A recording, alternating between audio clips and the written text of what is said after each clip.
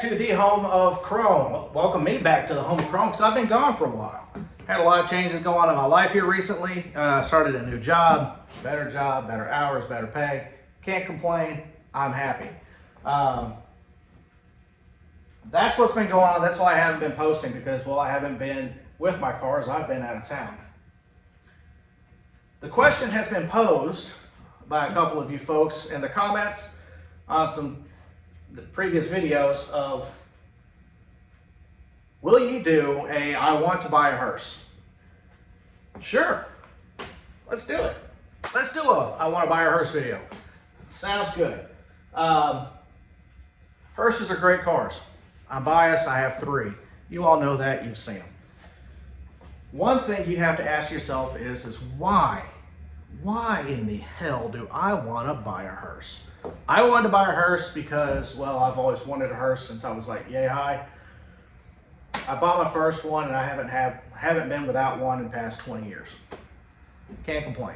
One thing I have found though is you want to find one that's within your budget and your mechanical ability, because I have had some that were within my budget but far exceeded my mechanical ability. We'll get to that. So now that you've got your answers to why you want to buy a hearse, you got to look and see how much cash can you pull off to purchase this hearse, right? You want a 59 Cadillac. Who doesn't want the 59 Cadillac Superior with the big fins? It's just big and black, it's just absolutely gorgeous. Not gonna lie, I would love to have one. I'm more of a 60 guy, but I'd love a 59 too. Not gonna complain. To get a decent one, I mean, a driver that shines, there's very few things wrong with it. It'll get down the road, right? You're looking 50 grand, easy, $50,000. But you do your search, okay? You're doing your search.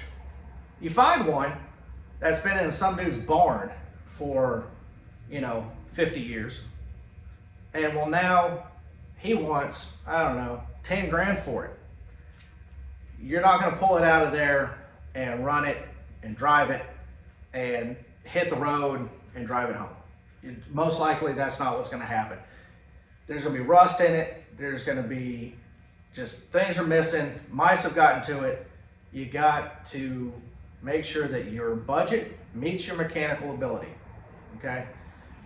My best advice to you right now is, okay, I want to get an older hearse. We'll talk about that here in a second. But if this is going to be your first coach, what you want to do is you want to find a 93 to 96 Cadillac Fleetwood, okay? So the 93 has the 350 with a throttle body or tune port injection, I think. I get the two mixed up. Anyway, it's the standard 350. 94 to 96 has the LT1 with the 4L60E transmission. Both platforms, 93 and then 94 to 96, absolutely beautiful cars. I might be biased, I have one, but I also have 190,000 miles on that car too, and it has been flawless. So you can get those cars. I've seen them on Marketplace from anywhere from $2,500 to one that needs work, up to 10 grand, showroom ready. She's ready to go into service right now, okay? If you could afford 10 grand for the 59 Cadillac that your mechanical ability doesn't match, get that 93 to 96, plain and simple. They're gonna be low mileage, they are reliable. You can still go over here to O'Reilly's and get any parts that you need for it. They're not difficult to repair. They're not. It's a small block Chevy is what it is. It's not a Corvette motor because it's got iron heads, other things that, people are like, oh, it's got the Corvette motor. No, it doesn't. It's an LT1, standard Chevy motor, okay? But Pat, I really want an older hearse. Cool. Get you an older hearse. This one here, we all know Heavenly. We all love Heavenly. Who doesn't love Heavenly, right? I do. Anyway, with the mechanical issues that she has, the little bit of rust that's in her, she's not a perfect car. She's got 76,000 miles on it. Beautiful car when new, beautiful car now in her satin purple and weird funky letterings. You're looking at anywhere between 3,000 for one that's kind of rough to, you can get them, I don't know, I've seen them $6,500, $7,000 ish for one that's pretty nice. This one here, we all know, if you've been around the channel for a while, I actually traded the Rolls Royce that I have now for it, and then traded another 74 that I got from the Car Wizard for the Rolls Royce back. Anyway, it's a whole thing. I couldn't be happier that I made the trade for this car. Don't get me wrong, I love my roller, but this car right here has been absolutely wonderful. Still pretty easy to get parts for. Like I said, you have to do your research, because when I say this is a commercial chassis vehicle, this is a true commercial chassis vehicle, meaning that there's going to be things on it that don't match up with your standard Fleetwood, Standeville, Calais, whatever. Do your research. Really easy to maintain, still fairly cheap to maintain, as far as things go. The coach work part of it, it's kind of easy. Just make sure your rollers work, and that's it. Like, you're good. If you want to buy one, and because I want to put seats in it, I see that all the time on these Hearse pages on Facebook. I want to get a Hearse, put seats in it. Why? Okay, why? Don't take a Hearse that is what we call casket capable, rip the floor out to put seats in it, because here's what's going to happen. A, you're going to cut the floor out. That's it. B, you're going to cut the floor out and you're going to throw seats in there. They don't match. The project never gets done. You never put carpet down. You don't actually finish out the project like it should be done. If you're going to do it correctly, then you've ruined a Hearse, okay? There are those of us out there that want a car that is casket capable. If this car had been for sale when I bought it, or when I traded for it, I probably would have not bought it, just for the sheer fact that the floor had been cut out. I'm going to put some pictures up here somewhere, or you're going to fade into them, so I don't know. But the floor had been cut out. I had to go in and replace the wood, the iron, the carpet. I put new rollers in it they came out of a Superior that I parted out some years ago that was totaled in a tornado. But yeah, find one that's already done.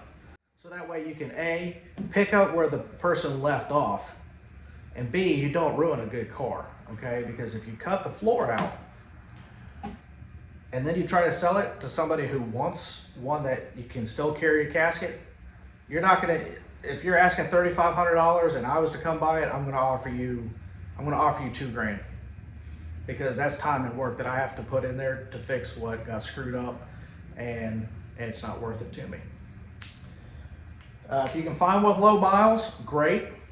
Be mindful though, just because a funeral home owned it doesn't mean it was necessarily taken care of. These cars do get run hard.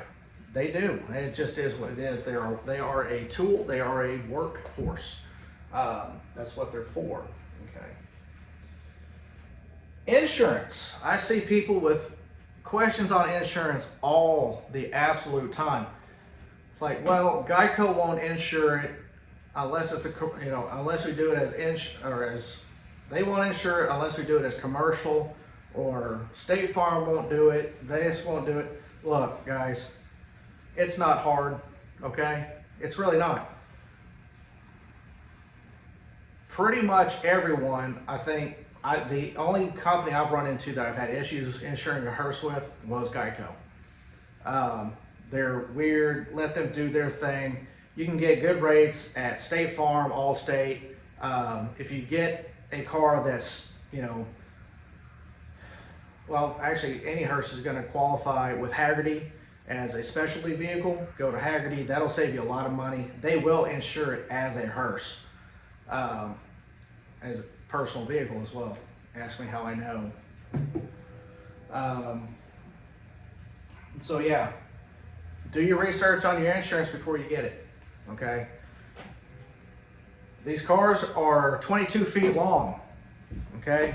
I'm sorry about moving you guys around. I got a lot going on over there, you know, because I got Vampire Van, I got motors, it's a wreck over here right now. So we're gonna kind of be in this area here today.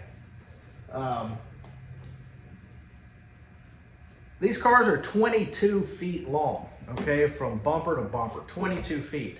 You're not gonna park it at, oh, you can park it at Walmart. I've done it, I do it all the time. It's not bad for me because I've been driving these things for literal ever. I have more miles in Hearses than I do in normal cars. But anyway, they're 22 feet long. You're not parking a Prius, okay? Also with these, don't expect the gas mileage to be like a Prius. On a good day, I get 10 on the highway with this car. This has got the 472 in it. Okay, so I get 10 on the highway. I get 7 to 8 in town.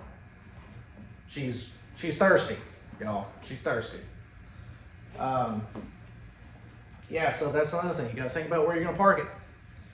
HOAs don't like Hearses parked in their neighborhoods. They don't. I walked away from a house at signing because, well, HOA.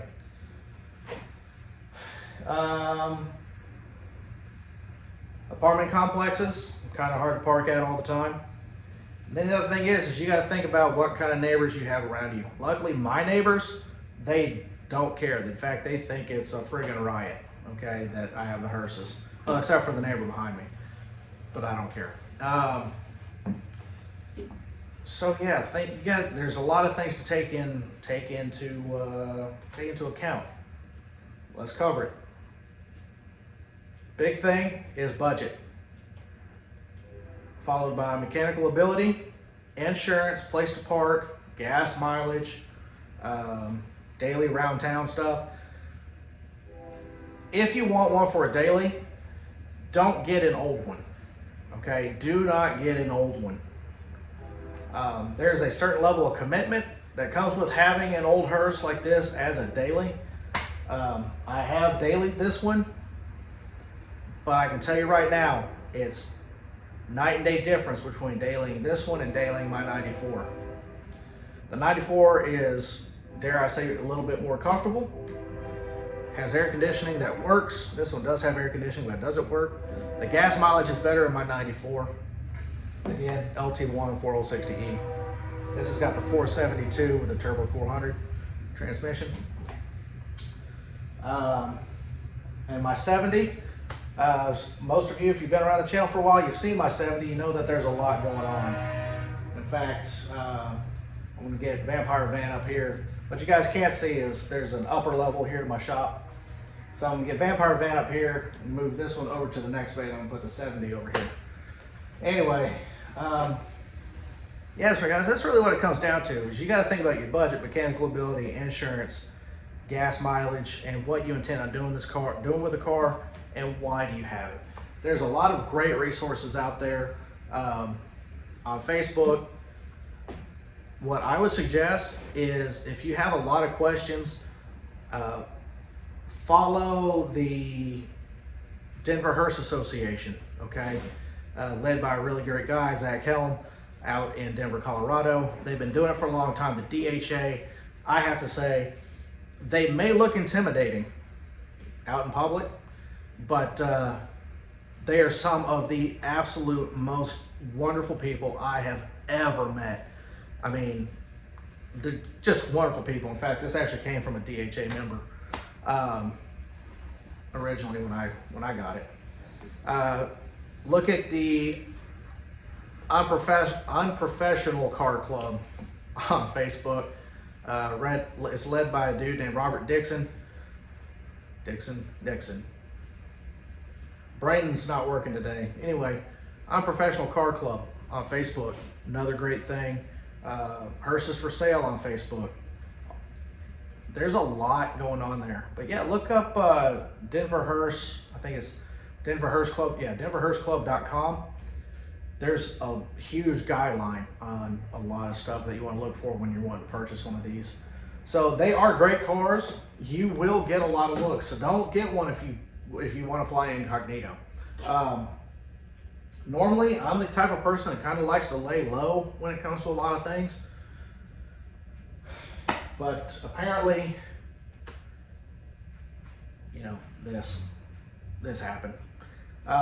So that's just really all there is to it, guys. There's not a lot. It's buying a Hearse is like buying any other car, okay? But the main question is why do I want it? What do I want it for? How much can I afford? Because if somebody came up to me and says, hey, I'll buy that car from you for, you know, if I had the car for sale, let's say for $5,000. Some guy comes to me and says, well, I'll buy it from you, but I can't pay it all now. Can I go ahead and make payments? No, absolutely not. I'm not gonna make payments on the car because number one, I'm not gonna hang on to a car that I'm trying to sell and trying to get money out of you. Not gonna happen. Number two, you're not gonna take the car, okay, and owe me money on it. That's not just me. That's everybody. Ask around. But anyway, yeah. So that's really all there is to it, guys. Buying a used Hearse is like buying any other used car. You got to find one with problems that you can live with or you can fix. That's what it comes down to. And it's plain and simple. So yeah, follow along, like, share, subscribe. I really do appreciate it. It really helps out the metrics, whatever they want to call it, on this whole thing. And yeah, we got a lot going on. Here, hopefully in the next few weeks, we're gonna start small block Chevy swapping my Rolls Royce, making plans and drawing diagrams and trying to figure out how to make things work in my head to translate into the car, because you know it's a whole batch of whatever. I've got a lot of work that needs to be done on this for the spring, and I've got that 70 that's going to come over here, so we're going to start working on it as we can. Anyway, yeah, a lot of stuff going on here at the Home of Chrome. Like I said, better job, better pay, better schedule. I can't complain. So anyway, for you folks that are new subscribers, I really do appreciate you chiming in. They're not all like this. This is more of an informative type of deal, kind of short. I think I'm at 18 minutes now. Ooh, goodness, I'm sorry, y'all. Listen to me go on. But yeah, if you have any questions, feel free to hit me up down below. Yeah, hit me up. We'll talk about it. If we're vibing, I'll send you a Facebook thing or whatever. Anyway, once again, thanks from the Home of Chrome. You all have a great day, and welcome back. Welcome back.